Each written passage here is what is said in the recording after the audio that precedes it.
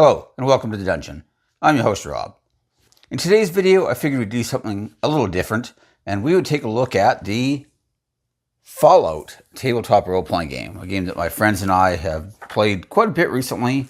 It looks like that campaign is basically wrapped up, unfortunately, because I was quite enjoying it, but I feel like a couple of the other players, they felt like their characters had sort of done everything they wanted to do and just wanted to move on, which, is also fair. But I figured I'd talk a little bit about the game and just about my experiences with it. I really enjoyed it. As you can guess, it's very similar and largely based on the computer games, which translate quite well, to be honest. All the different perks and stuff in the game exist here. That game uses a level system based on experience. So does this, of course, which is an easy way to translate things over. We were actually kind of inspired by the Fallout TV show. When that came out, we were like, man, we should play the role-playing game, because why not? So that's what we decided to do. Our team consisted of a super mutant. We had a Mr. Handy robot who wanted to purge all human life from the earth. Great guy to have on the team. We had some sort of tech guy. I can't remember what he did. And then we had my character, and I was a vault dweller. Mostly because I was like, how can we play Fallout and not have a vault dweller? I mean, come on. What is this? They're like the most iconic people. All the games are about the vault dwellers. Plus, doing a vault would be cool. So I decided to make a guy named Guy. And since we had the strength thing covered by the super mutant and by the Mr. Handy, and the tech thing was more covered by our tech guy, I decided I'd be the charisma character. And let me tell you, that was a great decision. I had so much fun with this character. I gave zero thought to his background because I was just like, whatever, I don't even care. Are we going to play this more than a week or two? Probably not. We played it for months, of course. The main thing was, I just basically became like the James Bond of the Wasteland. I had high charisma, and that was my main stat, and then agility was my second stat. And all I had were like light pistols and light weapons. So I really didn't think I was going to do a lot of damage. But it turned out that with some good modifications, pistols proved to be pretty decent. The other thing was that for anybody who's ever played the video games, you get your good old Pip-Boy on your arm. And you have the VATS targeting system. And I hadn't really thought about how that would carry over to this game. But it turned out that it allowed me to make called shots without having to take like a hit penalty.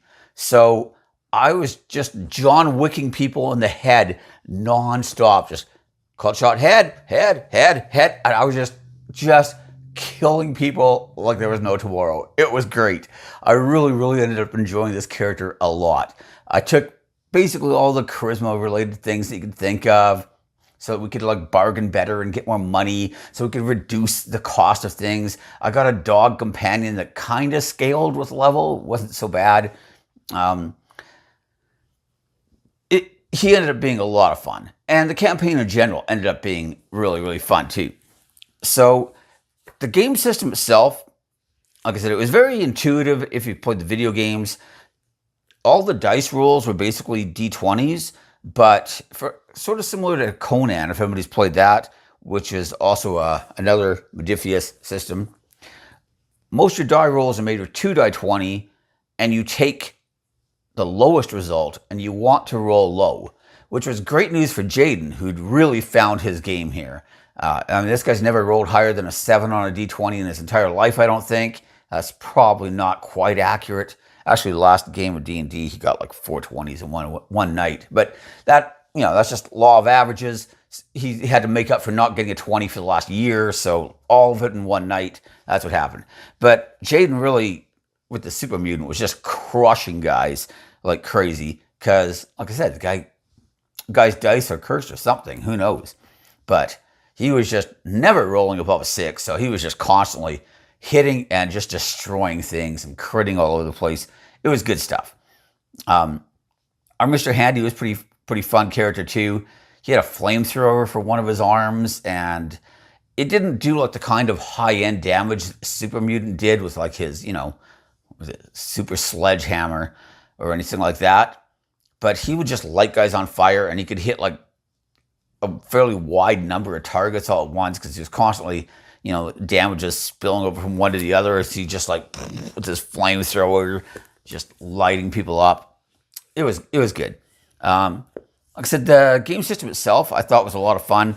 They had basically all the perks you could think of from the video games, and most of them have like different requirements. You have to be a certain level. You have to have certain level of agility or charisma or strength or whatever the perk is, based on, right? But yeah, like I said, it was fun.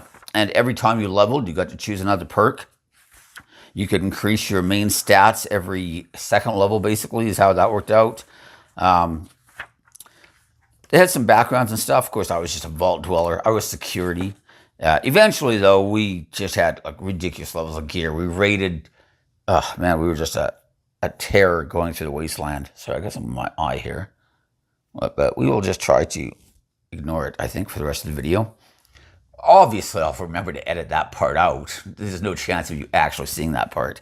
But anyways, to go on, we had a big storyline with all the... I don't get into spoilers because I've actually seen this adventure quite a few different places. Anytime I see Fallout, I always see this adventure. And it was called like Winter of the Atom or something. And there was this cult of crazy people that worship like a nuclear bomb or something. Jeez. So it's definitely going to be a problem, it turns out. Anyways, like I said, I don't want to get into spoiler territory, but at one point we made friends with this all-female caravan. So half of them are ghouls, so they weren't really too worried about being raided or attacked because they can fight. But a couple of them weren't. And so, of course, I immediately decided to seduce the hottie because I'm James Bond of the Wasteland. What else am I going to do, right? So that's all going great.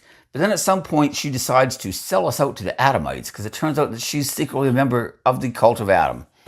And I remember when we caught up with her and found out that she betrayed the party and betrayed the settlement that we were trying to help and her caravan and everything else. Needless to say, things kind of got pretty violent pretty fast. So I remember the super mutant, he was the first to act, and he was just going to attack her, but then she had a bunch of like other friends with her that were probably a lot tougher.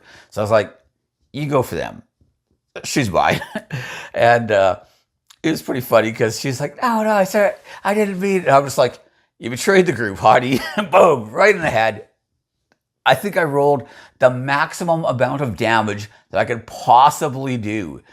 So I must have been very frustrated. But yes, just one shot. That was it for her. We wiped out all the cultists. We never got to finish the storyline, like I said, but it was really fun just adventuring through the wasteland. There was a lot of basically just raiding old abandoned settlements, trying to find things. That was cool. Vaults were pretty cool, though. I liked a lot of the game. It really did a good job of capturing a lot of the feel of the video games, especially some of the more serious aspects. I wish we would have gotten into some really silly stuff. I mean, Fallout can be quite serious at times, but you also got things like Liberty Prime, which is just a giant robot running around quoting the Declaration of Independence while throwing nuclear bombs like they're hand grenades. It's the most ridiculous and stupid thing ever, and also the most awesome. So, what do you do, right? And that's kind of part of the appeal of Fallout. So we did get a bit of that. We did find some casino that was powered by all these prisoners on electric bikes. So they'd have to like pedal the bikes and that would generate electricity to keep the casino running. Needless to say, we freed all the prisoners and made them the people running the place and kidnapping all these people. And, mostly for gambling debts, to be fair. We made them power the casino for a while. But apparently things didn't go too well because we came back once later and the casino was completely destroyed. So we're like, oops, that might have been our fault. Anyways, nobody's perfect. Our group was rather unscrupulous as well. But that's all right. We did a bunch of sewers through different cities and stuff, and the remains of cities, a bunch of wilderness stuff. We kind of started mapping out all these surviving civilizations and trying to kind of piece society back together again. Overall, it was a really fun campaign.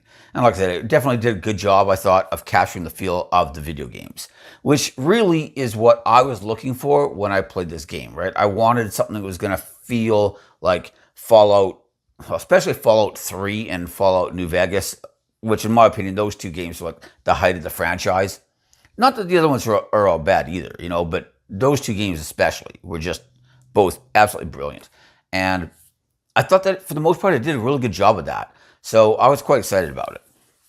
Overall, I think our characters got to level 9 or so, but you can go all the way to 20. So there was lots of room to advance. Oh, our tech guy was one of the Brotherhood of Steel. That's what he was. But he never got power armor. So, is he really a Brotherhood of Steel?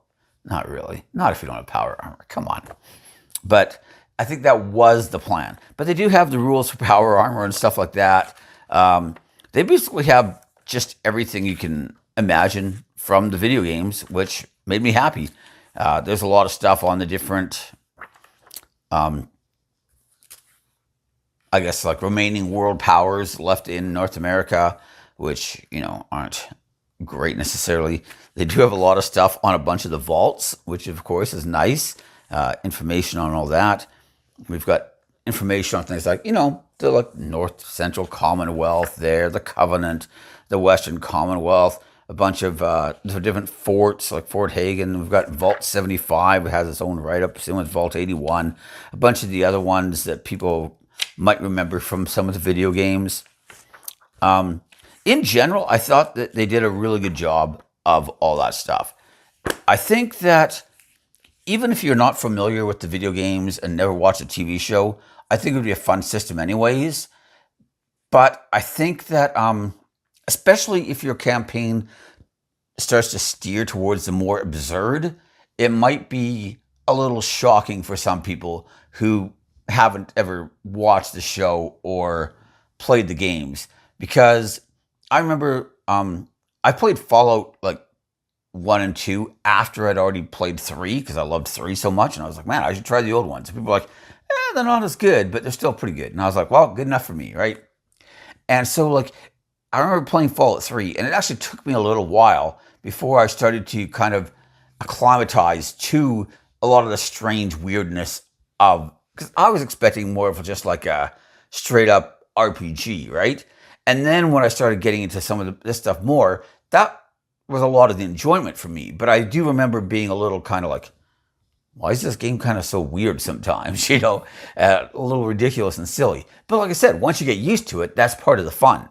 And so I do think that if you're not familiar with the setting, that you could still have a good time with this game. But I do think that, you probably want to know in advance that the Fallout world is not exactly based on reality in many cases, I like a lot of the alt history tech stuff too, how everything's essentially nuclear powered, but we're still stuck in like 1950s America, essentially just with nuclear power for everything, including our vacuum cleaners, our TVs, everything, right? And that kind of like high tech, but also retro type of setting, I think might not appeal to some people, but for me, I thought it was just really cool and interesting. So either way, I quite like that. I thought the art in this was very good, and in some parts, some parts just like post-apocalyptic art, right? But a lot of it is, of course, ripped straight from the video games, right? And that's fine too.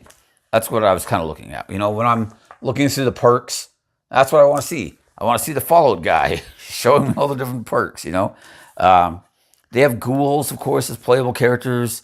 We've got the Brotherhood Initiate, ghouls, super mutants, Mr. Handies, survivors, and vault dwellers are your basic kind of like backgrounds or classes or races, however you want to. It's kind of all those things all in one, to be honest. Overall, though, I really enjoyed the game. I liked that each of the different stats served a purpose, and that with enough points into it, a lot of the perks are very good. I like things like luck being actually useful in a game. Like, in my opinion, luck should either just not be a stat at all, or it needs to actually be something that you could potentially use on a fairly consistent basis. So many games will include stats like luck, and it always just ends up being a bad investment usually. It'll come up once or twice or whatever, right?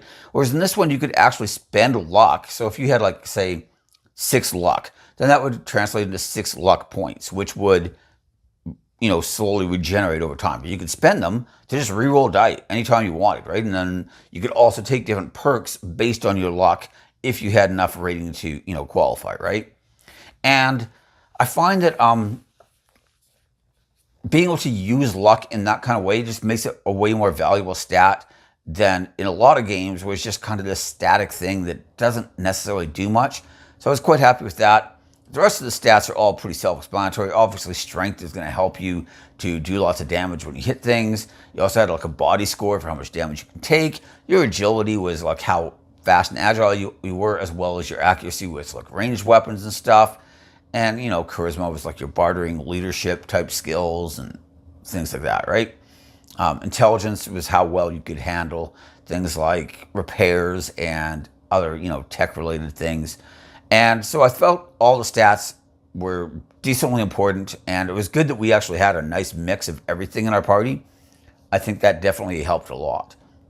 We probably could have used another guy with some decent science skills, because obviously Super Mutant wasn't that great, and Mr. Handy was really good at self-repairs, but not really much else. But we did have our Brotherhood of Steel guy, and he was kind of a specialist in that regard, so at least we had him, and he was pretty good too.